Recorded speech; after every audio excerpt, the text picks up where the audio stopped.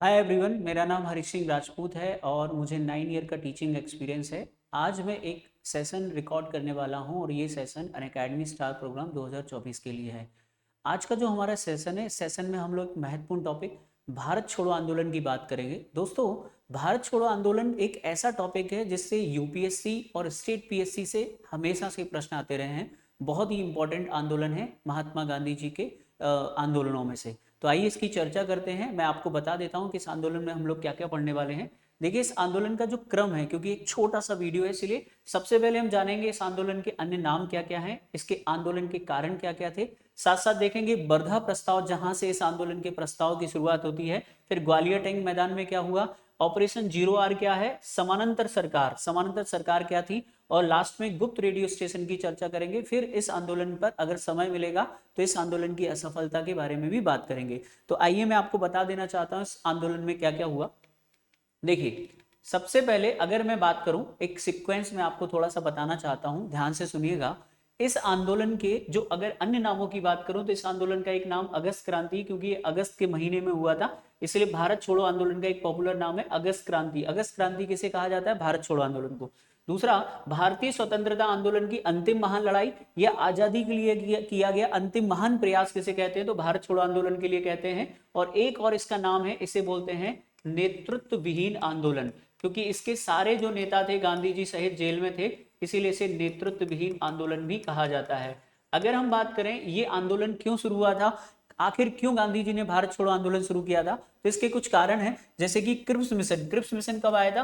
1942 में आया था। क्रिप्स मिशन असफल हो गया था और आप सभी ने पढ़ा होगा कि क्रिप्स मिशन को गांधी जी ने अस्वीकार कर दिया था और उन्होंने कहा था it is a post dated cheque. तो क्रिप्स मिशन असफल हो चुका था, जिससे भारतीयों में निराशा थी। द्वितीय विश्व युद्ध चल रहा था। द्वितीय विश्व 1939 में शुरू हुआ था, 1945 तक चला था। और द्वितीय विश्व युद्ध की वजह से महंगाई और भुखमरी जो है चरम पर पहुंच चुकी थी।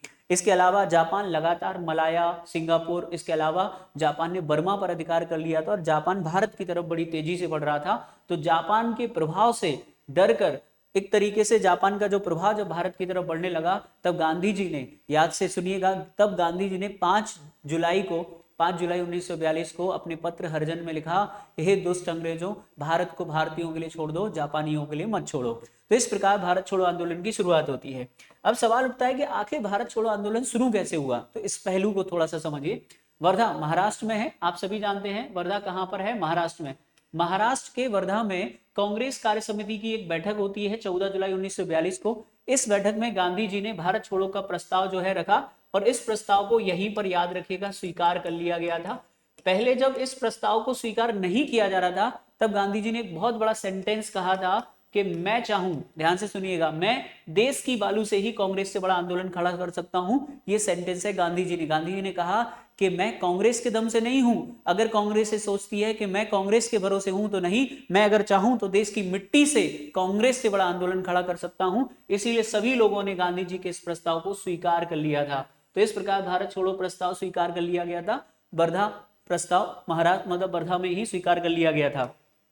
इसमें एक इंटरेस्टिंग पॉइंट ये है कि अगर आप कहीं लिखें तो भारत छोड़ो जो शब्द है बच्चों, कौन सा?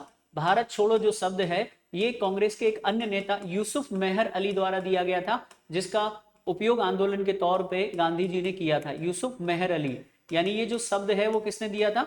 यूसुफ मेहर अली के द्वारा दिया गया था।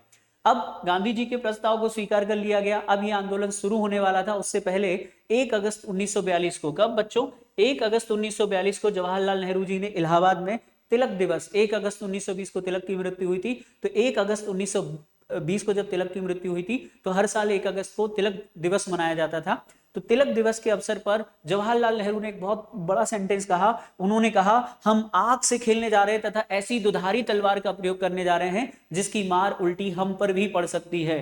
तो ये बहुत इंपॉर्टेंट सेंटेंस है दोनों, जो भारत छोड़ो आंदोलन के दौरान पूछे जा सकते हैं। ये नेहरू जी का कथन है, जवाहरलाल नेहरू जी का। तो ये वर्धा प्रस्ताव की बात हो गई। इलाहाबाद में क्या हुआ ये आपको बता दिया।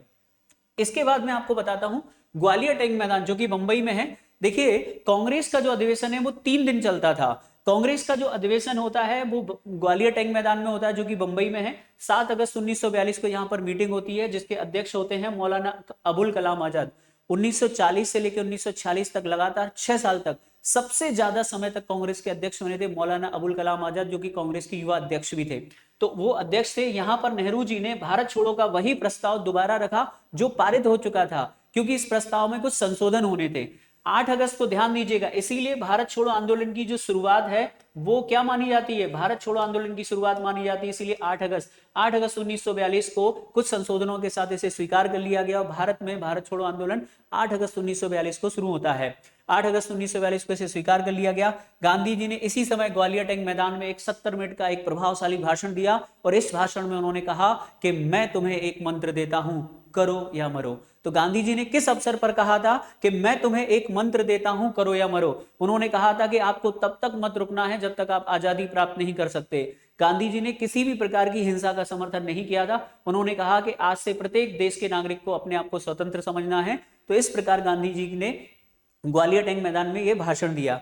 आगे हम बात करें यहां पर ऑपरेशन जीरो आर, क्योंकि 8 अगस्त को जब सरकार 8 अगस्त को जब कांग्रेस ने क्लियर कर दिया कि वो आंदोलन चला रही है तो सरकार डर गई।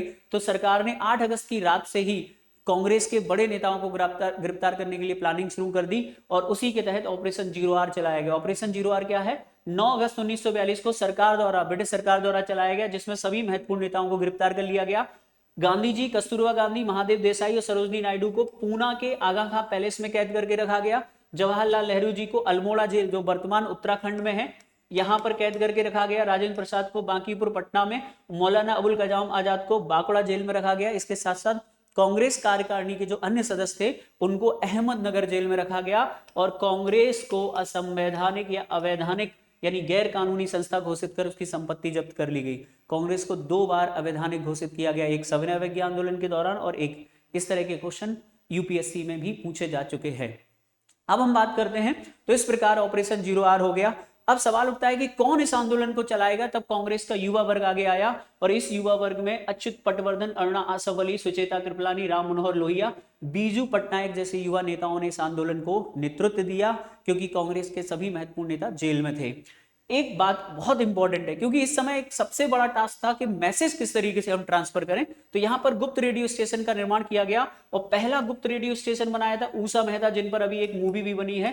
ऊषा मेहता ने सर्वप्रथम 14 अगस्त 1942 को एक गुप्त रेडियो स्टेशन बनाया मुंबई में, जिस पर जो है वो सूचनाएं प्रसारित करती थी और इस गुप्त रेडियो स्टेशन पर राम मनोहर लोहिया जी भी बोला करते थे। इसके साथ साथ एक और हमारे क्रांतिकारी भाई है जिनका नाम है बाबू भाई, इनके द्वारा भी जो है क्रांतिकारी स्टेशन, गुप्त रेडियो स्टेशन का निर्माण किया गया था और इन दोनों को बाद में 4 वर्ष की सजा दी गई थी। कितने साल की सजा दी गई?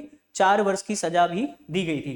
अब हम बात करते हैं एक बहुत ही लास्ट और इंपॉर्टेंट पहलू पर, वो क्या है दोस्तों? समानांतर सरकार। समानांतर सरकार क्या होती है कि भारत छोड़ो आंदोलन, क्योंकि ये एक नेतृत्व विहीन आंदोलन था, तो इसमें आंदोलनकारियों ने क्या किया, जितने भी जो सरकारी संस्थान थे, जैसे पुलिस थाने थे, डाकघर थे, जितने भी कलेक्ट्रेट कार्यालय थे, उन सब पर कब्जा कर लिया और देश के कई भागों में जो है उन्होंने अपनी सत्ता स्थापित कर ली। यानी एक तरफ ब्रिटिश सरकार का शासन चल रहा है और एक तरफ उनकी खुद की सरकारें चल रही हैं। इसीलिए इन सरकारों को पैरेलल गवर्नमेंट यानी समानांतर सरकार का नाम दिया गया है। इससे 3 बड़े महत्वपूर्ण प्रश्न बनते हैं कि भारत की पहली समानांतर सरकार जो है उत्तर प्रदेश के बलिया में चीतू पांडे के नेतृत्व में जो स्थापित की गई थी। तो अगर पूछा जाए पहली समानांतर सरकार कहां स्थापित की गई, तो याद रखिएगा बलिया में चीतू पांडे के नेतृत्व में। दूसरी सरकार जो एक बहुत इंपॉर्टेंट सरकार है जिसको नाम दिया गया जातीय सरकार का, ये स्थापित हुई थी बच्चों तामलुक में। तामलुक है बंगाल में और यहां पर इस सरकार की जो स्थापना की थी वो शक्ति सावंत के द्वारा की गई थी। जबकि सर्वाधिक लंबी यानी सबसे लंबी सरकार जो कि 1945 तक 1945 तक चली थी, ये सर्वाधिक लंबी अवधि की जो समानांतर सरकार है महाराष्ट्र के सतारा में वायवी चौहान और इसके साथ साथ अगर आप याद रखें तो नाना पाटिल के द्वारा जो है यहां पर स्थापित की गई थी। नाना पाटिल, ठीक है, वायवी चौहान और नाना पाटिल के द्वारा स्थापित की गई थी। तो ये सर्वाधिक लंबी अवधि की समानांतर सरकार थी। तो दोस्तों ये भारत छोड़ो आंदोलन के बारे में कुछ महत्वपूर्ण पहलू मेरे द्वारा बताए गए हैं, क्योंकि एक छोटा सा टॉपिक था। जब ये आंदोलन असफल हो गया तब इस पर बहुत सारी प्रतिक्रियाएं दी गई। याद रखिएगा भारत छोड़ो आंदोलन केवल कांग्रेस का आंदोलन था। गांधी जी को गिरफ्तार कर लिया गया। 1944 में गांधी जी को रिहा किया गया था, वो भी इंटरनेशनल प्रेशर के कारण, क्योंकि तत्कालीन जो इंग्लैंड का प्रधानमंत्री था वो गांधी जी को रिहा नहीं करना चाहता था। दोस्तों ये छोटा सा एक शॉर्ट वीडियो था जिसमें मैंने आपको भारत छोड़ो आंदोलन के बारे में बताया। मुझे उम्मीद है कि आप लोगों को समझ में आया होगा। Thank you. जय हिंद। वंदे भारत।